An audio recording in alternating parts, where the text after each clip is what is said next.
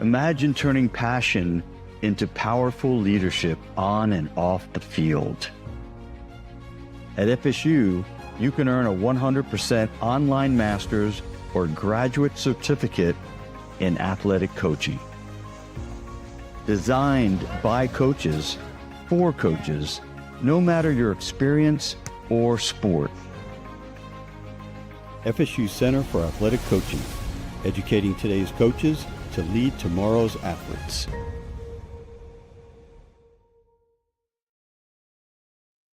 Well, welcome everybody to another edition of Coach Talk. Thanks for joining us. And my guest today is Ben Waldrop. Ben, thank you for joining me. If you wouldn't mind, just give everybody a little bit of a background of who you are, how you got here, what you're doing.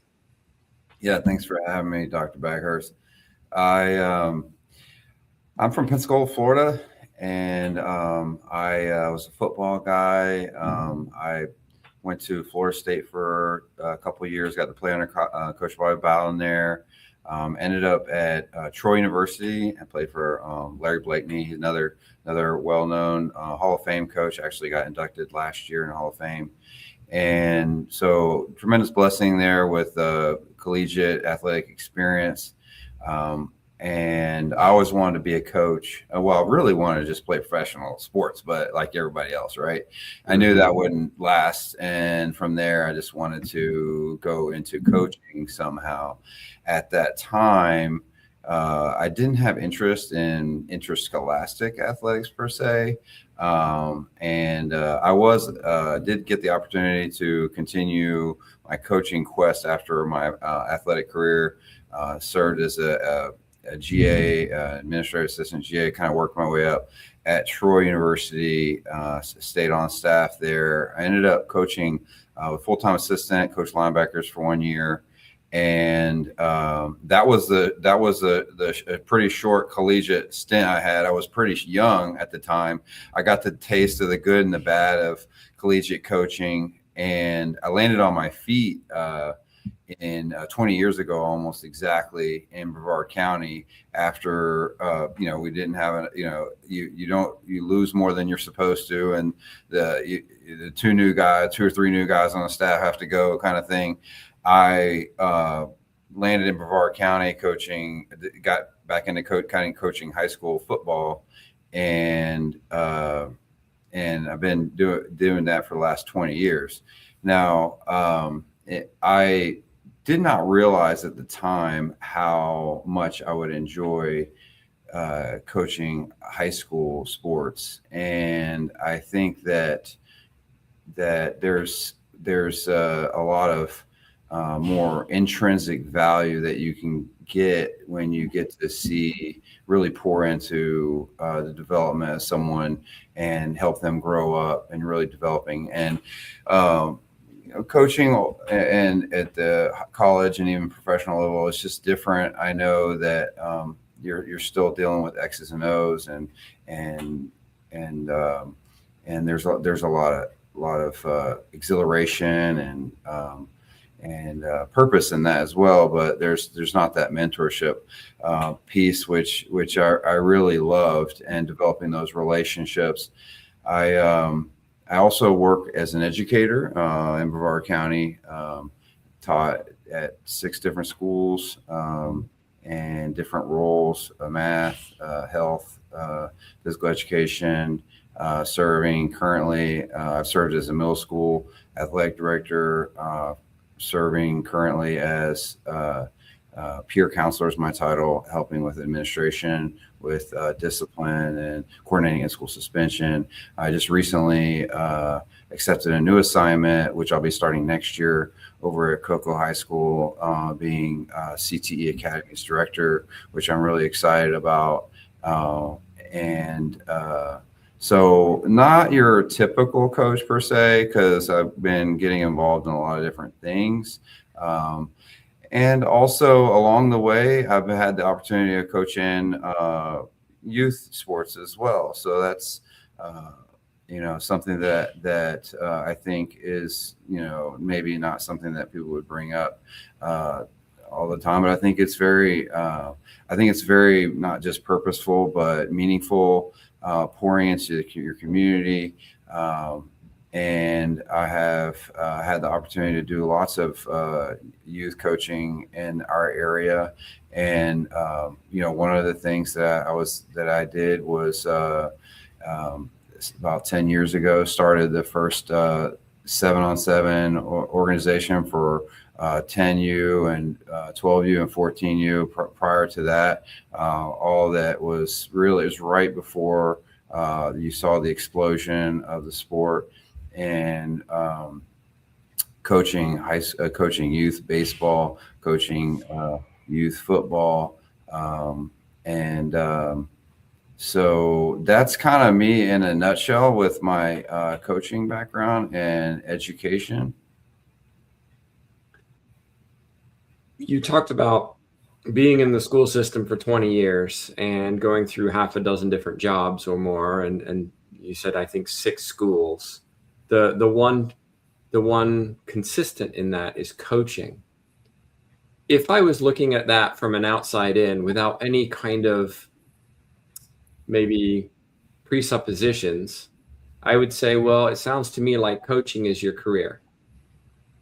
But when we look at stipends and salaries of coaches in school systems, that's not career level salaries.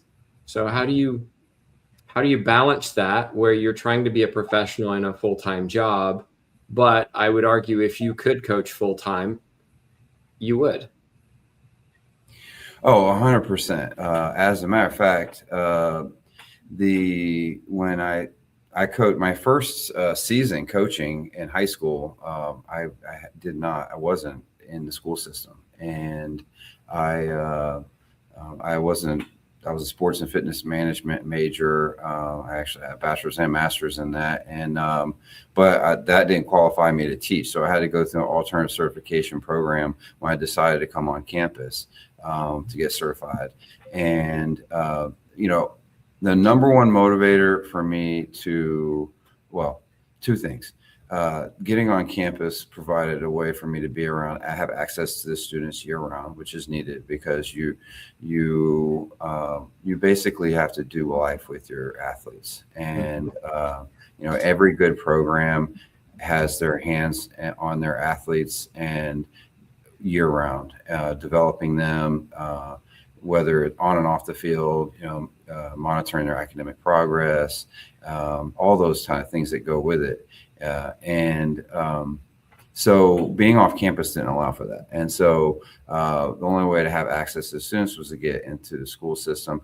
And then not to mention that was kind of standard at the time and for coaches to be on campus as a teacher. It is now you're creating a segue to discuss coaches compensation, which I'm happy to jump into. I have had the opportunity over the last 2.5 years to serve on staff with Florida Coaches Coalition as a Central East Regional Director.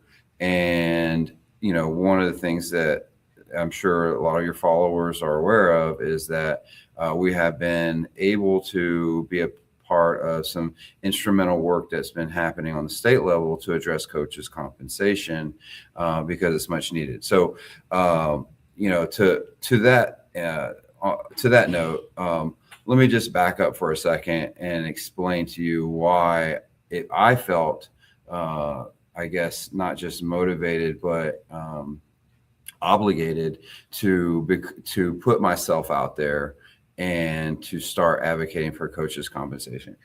I mean, over that time span, and you said, yes, it was 20 years now. I have been more than frustrated. It's been demoralizing, and it's been sad to see so many of my friends leave the profession. I have had so many friends that have left, either not more. What a lot of people don't realize, they read in the papers occasionally that what's reported about the high performing coach may go to another state.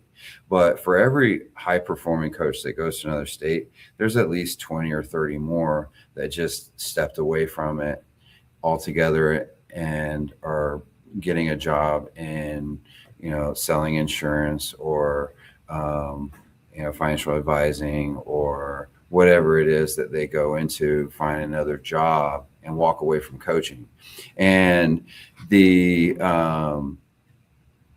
we're talking quality people that are great mentors for our youth, people that I would want my own sons and daughters to be mentored by.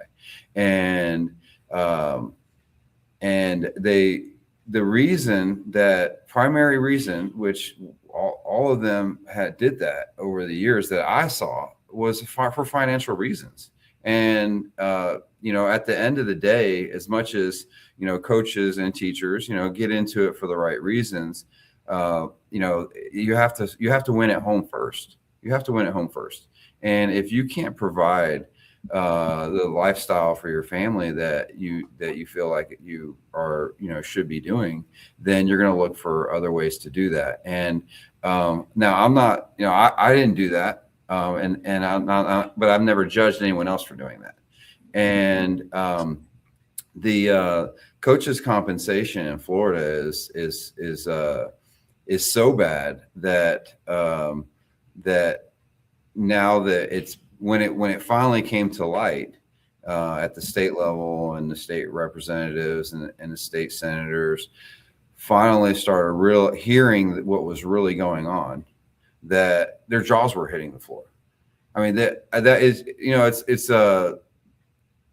it's indefensible. It's not only what has been happening in Florida for coaches and in terms of financial support and compensation is not only unethical, but I would argue illegal. And so it's just indefensible. And I think for that reason, that is partly why once Florida Coaches Coalition finally got in front of the right people, that we started to see change happen so quickly, is because it has to. And I do want to make this point, okay, that when coaches talk about compensation, it sounds almost, it can come off as individual focused, self-focused, but coaches, I've never met a coach. Okay, well, I say I never met a coach. I say the vast majority of coaches that get into the business, they do it to give back to the community, to give back to the sport, to pour into lives of others. Most coaches, the vast majority of coaches, they don't get into it to get rich, but they have to be able to make a living. And when coaches are getting out over time, the more coaches that have gotten out, the inevitable is that you see a lesser quality individual, lesser quality of professionalism, a lesser quality of mentoring, lesser quality of compliance understanding, of there's a degradation of the quality of coaching and mentorship that is being provided to our student athletes. And so who's the real loser? Well, we all are, because, coach, high school interscholastic athletics is the number one extracurricular program that supports students. Okay. I don't know, I'm preaching to the choir, but I know that I'm sure you'll like to hear me say a lot of things that you probably say on a regular basis.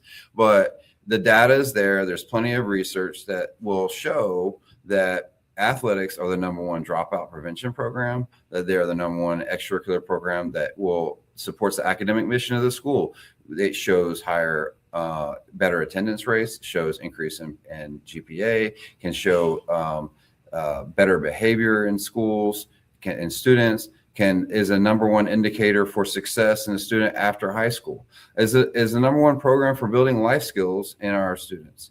And so when these things are not being done to the highest level, then what happens is our future generations are suffering, and it's are those future generations that are the contributing members of our society. And so it's really a society that suffers when we don't give the coaching profession the support that it needs to be to be performing at a high level, to be making sure that there's competition in the workplace, to make sure that we're having high standards, that we're supporting those individuals. Because, you know, the big why behind it all is that when we don't support coaches, we're not supporting the students. When we're not supporting the students, we're not thinking ahead and what is going to be happening to our society, because this is the future generation that's at stake.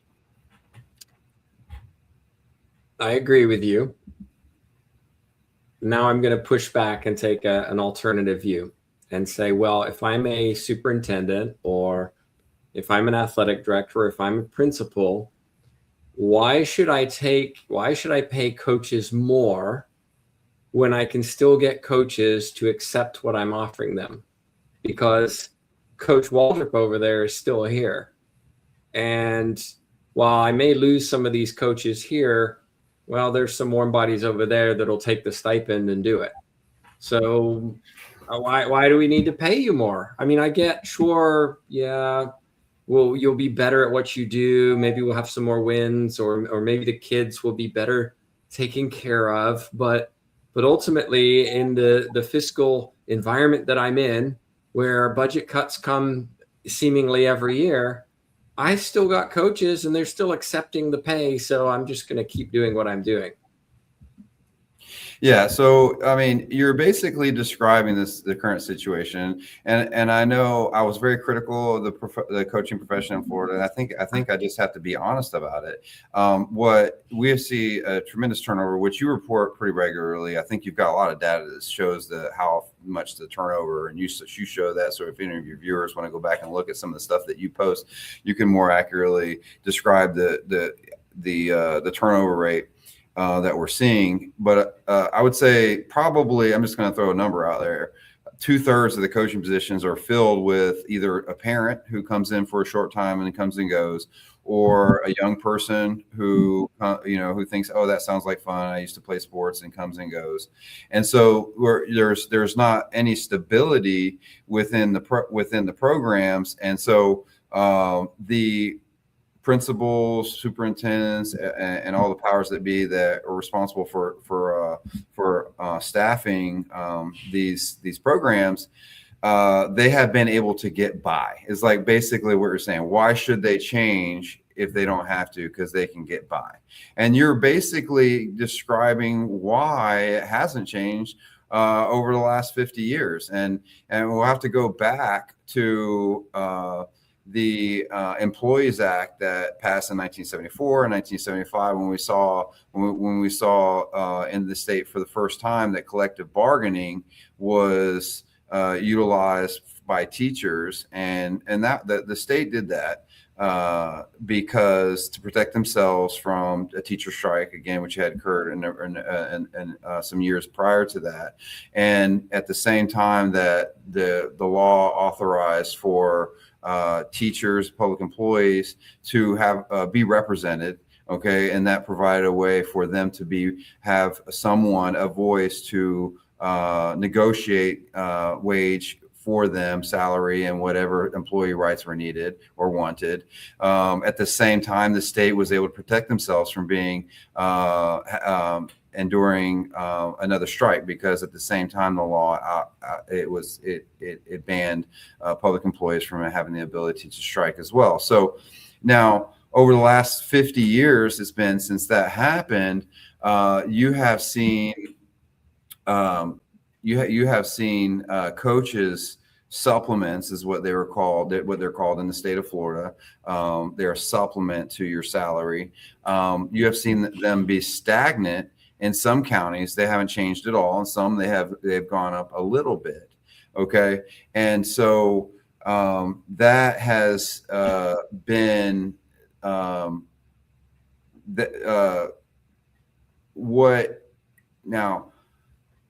why have the stipends not moved over that time? Well, we believe that there's numbers of reasons for that. But ultimately, at the end of the day, who is responsible for negotiating for teachers? In each county, in each district, there is a union that has had control over the negotiating through collective bargaining for the compensation for the teachers and the staff, school district employees. And ultimately, it's their responsibility to speak for coaches, and they have not been doing that. And that's the bottom line, is that the teacher unions, I'm not anti-union, FCCs, we never set out as to, be antagonists to teacher unions. Most coaches are teachers. We support teachers. We support coaches. Really? Most coaches are teachers? Well, I don't know the current data, but that used to be the case. Okay, so yeah, I'm glad you pushed back on that. That used to be the case when I got into it. I don't know the current. Yes, I would argue it's the opposite. That most coaches aren't teachers, and so the teacher unions. Why would a teacher union? I mean, put yourself in the place of somebody who is a teacher, not a coach. Why would I advocate for more stipends to a coach when they're not even in the school? Yeah, but when did it transition to community coaching? That's happened in the last 15 years. Okay, so what about the previous 35 years? Is what I'm saying. Is that the teacher unions weren't doing anything, and that's why you saw individuals who were quality and compassionate, or not compassionate, were passionate about sports and pouring into youth, and they got out. There was some teachers or some coaches. There's a lot of schools that have teachers in the building that used to coach, and they just realized it wasn't. They didn't want. They could make more money becoming an official, or they could make more money doing driving an Uber. Or I knew a coach that was delivering pizzas. Instead, he got out and was doing Shipped and all those kind of things. So when sometimes the reality of it is that it didn't make financial sense for a lot of people to stay in it, because the pay didn't reflect the time that was required. And that's the reality of it. It requires a lot of time, and the pay doesn't reflect the time that is required. And that's what really has to happen, is the pay has to reflect the time that is required. And I think with the FCC bringing that to light, I think that is what really is one of the things that has moved the needle, is that but I want to come back to your question earlier about why would they change? Well, they wouldn't. That's the thing. That's the reality of it. And it's sad. They really wouldn't change if they didn't have to. That's because that's just the way it is. But thankfully that we have had lawmakers that have heard our cry. There have been, we have advocates in Tallahassee now that are state representatives and state senators that have heard our plea. They've heard the stories, and many of them, if you go back and listen to the different subcommittee meetings and during session, when this bill that has recently gone through both chambers was being debated, you can even hear them tell their own stories about how they directly were impacted by coaches. And they even credit, many of them sitting in Tallahassee right now would even credit their success, and the reason why they were where they are today is because a specific coach in their lives. And I think that there's a lot of people out in society that can relate to that as well, which is why coaches are so revered out in communities.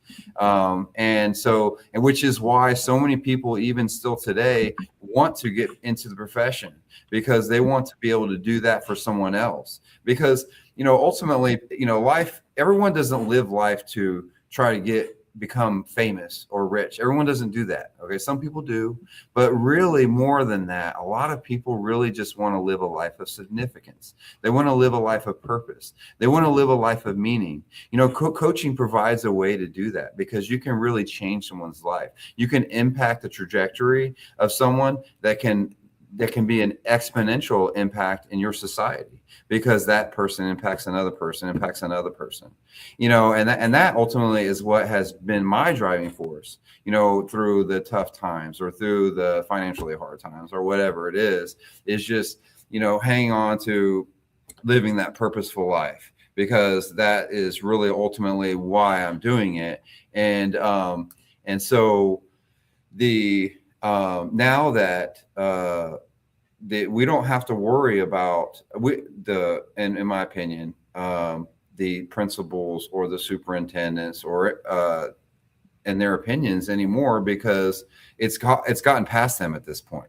And you can't let the cat's out of the bag, you know. And so now we're just going to continue. We want to work alongside the district personnel and the administrations at the schools, and we want to collaborate, and we want to work together. We want to be you know, work together and be allies through this. But ultimately, Florida Coaches Coalition is here to be that voice that that coaches have not had in Florida for however many years. And you know, we're not going to stop. We're not going to stop saying and talking about what's going on, the realities of it. And we don't have to make anything up. All we have to do is just be honest. And what's really going on is so bad that it's indefensible. And we're not going to stop until we have a goal to just continue to enhance the profession as long as we have to.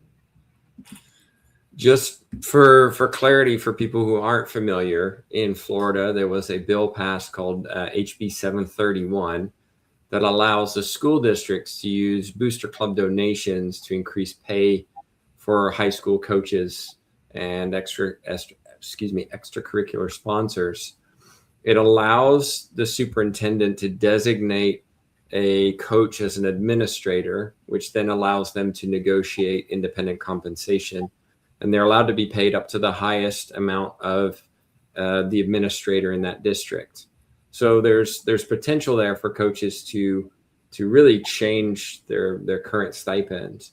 But it's also very much tied to two things. One, do you have a booster system that is going to pay you more? And two, is the superintendent going to allow you to be an administrator to get that booster money? And so, Ben, while it is encouraging, I'm also seeing the glass is not half full, in the sense that there's some holes in this. I think a lot of maybe Olympic level sports, women's sports, for example, don't have the booster support that maybe football and basketball have. And so what we may see is that some coaches in the school district are being paid very well, and the other ones continue to be paid very poorly. I also worry that districts that are in higher SES environments will be able to attract coaches by offering them more and pulling coaches away from maybe lower SES where they just can't compete. So I think there's more to be discussed on this. I think there's definitely more work to be done. It's a great start. It's exciting that we're seeing some traction in the government to do something about this, but I still feel like this is just the tip of the iceberg. Okay. Yes. I have a lot to say about everything that you just said. Okay. So, right. Hit me with it. All right, good. All right. So, let's recap where we started. We began advocating for what we were calling minimum wage, and we believe that legally that they should not be at the schools should not be requiring that coaches work for less than minimum wage, which is what has been happening. And we had a lot of data to support that, and there was a lot of traction for this minimum wage increase that was going to increase supplements around the state around 300%. And that part of the bill did not go through this time. Okay. And when I said earlier, I mean, we're not going to stop fighting for what is right. Okay. Can I interrupt you for a second? Yes. The other component to that was proposed was the opportunity for coaches to do professional development as part of that process, where they had opportunities to do training that would increase their stipend. And unfortunately, that also disappeared as well. Right. What I would like to say about that is, not to just deflect it, is that we at FCC believe that both of those issues are very important, and we're going to be continuing to have those conversations. And I think that you will be hearing more about that in the future. Okay. And I know you will be, and I can't go too much into it, but I want to make sure that everyone knows that we didn't give up on that, and that those things we're going to continue to work on. Okay. For improving the professional development, the certification process is much needed. And the part about minimum wage, the minimum wage proposal, what that would have done there was a lot of hope for that, because it would have affected everyone right away. It would have, but ultimately though, let's be clear though, ultimately all that it would have done is raise the floor. The floor is so low right now. With that proposal, raising 300% would have still been probably 300% under what it is in Georgia, okay, or even more so than what it is in Texas. So although it would have been, it's still much needed. That ultimately it would have raised this floor, and that is needed. But is that what's really going to be best for long term? Okay, is to raise the floor, or is what really best for a long term is to raise the ceiling? All right, and let's talk about that, because the two provisions in the bill that just went through, and it hasn't been signed by the government, will be signed next month, but passed through both chambers, is there's two different avenues that you could argue, three, in which that a school district can allow for their coaches compensation to go up, all right, in a way that the ceiling goes up, and the ceiling can continue to go up year after year after year after year. And so now, yes, whereas it won't affect every coach right away, it will affect some coaches right away, but it can affect it can affect them in such a way that can be what we believe and we're hopeful for will snowball. Okay. And it will snowball into other surrounding schools and school districts, and a rising tide will raise all ships is the hope anyway. With that part that's happening. So let's talk about that. You have one provision which will allow booster clubs or organizations to support their coaches or extracurricular sponsors. So it's not just sports coaches, athletic coaches. It can be your debate teacher, it can be your band director, it can be anyone who's putting in time, investing into the students after school can receive. Well, it authorizes districts to allow booster clubs to contribute to their coaches' pay. Okay. Let's the second one, and I want to come back to that and talk about that in more detail. The second provision that's in the bill, it authorizes school districts to negotiate to pay their coaches more. I know that's not the language, but that's essentially what it's saying, Dr. Baghurst, is I talked about the collective bargaining earlier, and that's where a lot of people don't understand is that there are some districts that have not been able to increase the stipends for their coaches because it had to go through collective bargaining, and that's not what's being advocating for in those meetings. Okay. And so the part about allowing coaches to negotiate their wage, that is not putting the expectation on coaches to go in and have some kind of negotiation with their district. All that it's doing is it's authorizing the school districts to bypass the collective bargaining to change those, to increase those supplements, all right, without having to go through the unions, which is very important, because as of right now, all right, we cannot say that the teacher unions have advocated for coaches in a meaningful way, because or else it would be different than it is. And so now 10 years from now, or 5 years from now, if you have a school district that hasn't changed their supplements, well, now you can't blame the union. Then you can't blame the unions for it. Okay. It's because the districts have the opportunity now to step out on their own right away. And we know districts are ready to do this. There are districts that have already mentioned, that have already expressed that they're going to do this right away, that they're going to increase the supplements. The part about the administrator, where it says it allows coaches to be classified as administrators. The whole point of that, and athletic directors rather, which should have already been done. Why are athletic directors not considered administrators in Florida? That should have been done a long time ago. And they're working every single night. They're working, 80, 90-hour weeks, some of them. And they need to be classified as administrators. So what is now you have, so on one hand, you have the bill authorizes districts to pay coaches more. Okay. On the other hand, it authorizes districts to allow the communities to contribute to the pay of the coaches.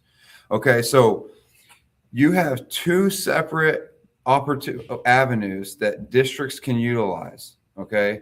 But they have to authorize it. And that is one critical piece of understanding that we have to know, that has to be mentioned here, is that it authorizes, it doesn't mandates. And that's really where FCC, where we have our work cut out for us this summer and move in the months ahead, is trying to ensure that districts are going to take advantage of this, so that the coaches in there and the districts and these areas can see the benefits.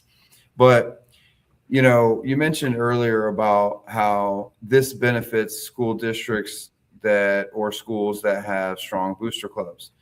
Well, if you're only thinking about one part of the bill, the districts, a lot of the districts that actually have maybe lower socioeconomic or less boosters, their districts are operating with budgets, some of them with a billion. Okay. And there's a lot of money in that district, and they will oftentimes get allocated extra funds, and they can use, there's a lot of resources available that they have to them. And we would like to think that they would invest some of that money into what we know is the number one extracurricular program. Okay, to the academic athletics is the number one extracurricular program to support the academic mission of the school. All those things that we mentioned before. And how can you support how can you have those good programs? How can you have a good program if you have no stability within those programs, if you have turnover in those programs? So these districts will have the opportunity to step up and invest more of their appropriations into the coaches without blaming the unions now. Okay. Now back to I do want to talk about the booster club thing, because I do think that if on the surface it seems like only certain sports will benefit, well, I would argue that it is actually some of those Olympic sports that actually have more potential finance backing behind it than is given credit for, because right now what we've seen not only some coaches have got out of interscholastic athletics and gone into the private sector through AAU sports. So oftentimes you have whether it's baseball or volleyball or swimming, even or some of these individual sports like golf. They may have a coach on campus, but their parents are really paying them to be coached year round by someone else off campus. Are you following me? The parents are already in Florida. The parents are already used to paying coaches. They're paying them through AAU. They're paying them through club. In Central Florida, it is, if you want to play baseball, if you want to play volleyball, if you want to play soccer, they pay year round to be on these clubs. And it is, when you join the club, they're very open about this much goes to your coaching fees. So what this bill is going to do is going to bolster interscholastic athletics. It's going to encourage these coaches to come back on campus. They don't have to be off campus to operate their business. They can come on campus, have access to the athletic facilities. It actually is going to make more business sense, because now you don't have to pay for facility. You have access to a facility year round. And you can still, and so what it does is going to combine this off season to this in season and strengthen it. And it's not going to be, it's already happening. And, whether in golf, it's happening in swimming, it's happening in tennis, it's happening in sports that a lot of people don't realize. I want to be thoughtful of your time and recognize that this I think is probably a longer discussion than maybe one podcast, because we really only talked about stipends and salaries so far in Florida, and here we are 40 minutes in. I usually end the conversation with just advice for coaches. You've been in the field a long time. You've been working in high school sports for decades. What kind of advice would you give somebody else who's maybe interested in coaching, or maybe interested in working in high schools? Well, I would encourage anyone who is interested in getting into coaching to go for it, because like I said earlier, that when you invest into young people, to me, there's no other intrinsic value that you can get outside of raising your own family. You are investing in the impact that you can have in society is exponential, and you're not just going to impact. You don't even see the impact that you have right away a lot of times, but thankfully I've been in it long enough that I get to see people all the time that was either a teacher or a coach for 10, 12, 15, 5 years ago. And they'll come out and say something that how you made an impact in their life, and they're appreciative of it. And that is living a life of significance. That is living a life of purpose, is being, obviously people, I'm a spiritual person. I believe God calls people into different professions, and nothing against other professions. Someone goes into science and can discover an immunization that can save lives and impact society in a meaningful way through other professions. But coaching is definitely investing into our future generations is a tremendous privilege, and it's something that is much needed, and we need a greater, we need to see that that profession thriving again. And if I could add one more thing to that is, if I could say something to coaches that are in it, that I'm speaking to someone thinking about getting into coaching, but to speak to coaches that are in it, the one piece of advice I would give them is sometimes less is more. And I don't know if that's something that you. I want to thank you while I have the airtime here. I know that I've done it on Twitter and so forth, but I love your books on that are your reflection books that give little daily devotions and little nuggets of information that you've taken from your interviews and books that you've read and things like that. And I don't know that if you've actually said this in one of yours, and if you are, then I know I'm preaching to the choir. But that's one common mistake that I see from a lot of coaches is just not being able to prioritize things and what's really important. And sometimes less is more. And, a lot of coaches get caught up in trying to just repeat and do things the way that they remember things being done when they were a player or when they were in college, or, what they see someone else is doing. And sometimes a lot of times I see a lot of coaches trying to do too much and forget about what's really important. And our student athletes, they're not all into it for the same reasons that we were. And they want to be with their friends. They want to have a good experience.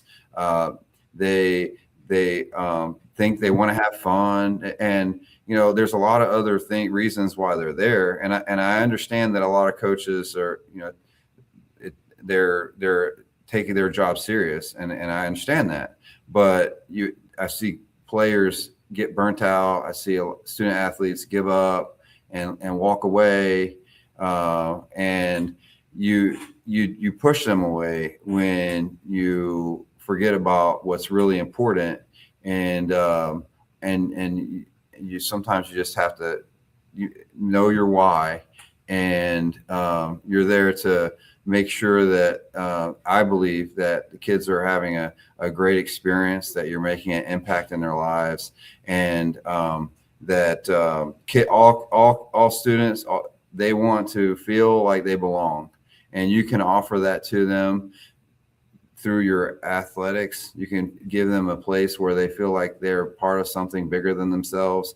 They want to feel like they're important. They want to feel valued, and you can offer that to them, because you can make everyone, they don't have to be the star player to have an important role, but you have control over whether or not they feel like they have value or whether or not they have significance. Everyone wants to feel like they have significance in this world.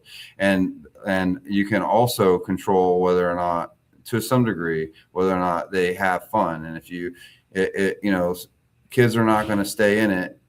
There are kids in the interscholastic level. They are still kids. They're not professionals. And so, I think that sometimes when you're trying to do too much, you squeeze those things out because for the good reasons sometimes, but sometimes less is more. And if you do that, then you can, you'll reap more rewards. You'll reap more stability. You'll reap better alignment with your team. You'll have better culture and morale, which ultimately is going to determine a lot of your success and failure. And I don't think a lot of coaches realize that. They just get caught up in the day-to-day, the tasks, and the lesson plan, the practice plan, and the drills, and everything like that. And if you lose those things, then the kids aren't going to want to be there. Thank you, Ben, for joining me. And by the way, if anybody wants to reach out to Ben, wants to discuss more about the Florida situation or just coaching in general, you can reach out at ben.waldrop, WALDROP, at floridacoaches.com. just a reminder, everybody, we try to do these once every few weeks. So be sure to like, subscribe, follow wherever you're watching. But on behalf of myself, Tim Baghurst, and Ben Waldrop, thanks so much for watching. Thanks for having me.